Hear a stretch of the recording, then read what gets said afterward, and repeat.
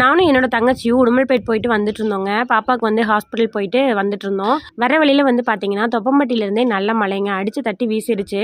ரோடே வந்து தெரியல. அடடா நம்ம இந்த ரோட்டில் வந்துட்டுமே வேறு வழியாக கூட போயிருக்கலாமோ அப்படின்னு சொல்லியெல்லாம் தோணுச்சு. ஏன்னா இன்றைக்கி தான் வந்து மழையில் ஃபஸ்ட் டைம் வந்து ட்ரைவ் பண்ணுறோம். ஆனால் ஓகேவாக தான் இருந்துச்சுங்க.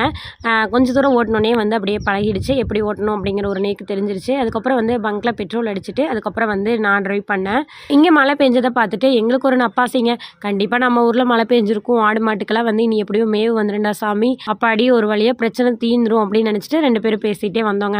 அப்போவும் சைடில் ஒரு யோசனை இருந்துச்சுங்க. எல்லா ஊர்லேயும் பெய்யும், நம்ம ஊரில் பெய்யாமல் போயிருமோ எப்பயும் போல், சரி இருந்தாலும் போய் பார்த்துக்குவோம் அப்படின்னு பேசிகிட்டே போயிட்டு இருந்தோம். தொப்பம்பட்டியிலேருந்து போகவே வந்து மழை கம்மியாயிடுச்சுங்க. எங்கள் ஊருக்கு பக்கத்தில் வந்து லைட்டாவது தூரி இருந்தது. எங்கள் ஊருக்கு ஒரு கொஞ்ச நாள் தூரி இருந்திருக்கலாம் இல்லைங்க. பெய்யவே இல்லை, ஒரு துளி கூட விழுகலை. பாருங்களேன், எங்கள் தோட்டத்துக்குள்ளே ரீச் ஆகிட்டோம். ஒரு துளி கூட விழுகலைங்க. ஆட்டுக்கு மேவில்லாமல் பஞ்சு வாங்கியே ஒரு வழி ஆயிடணும் போல்.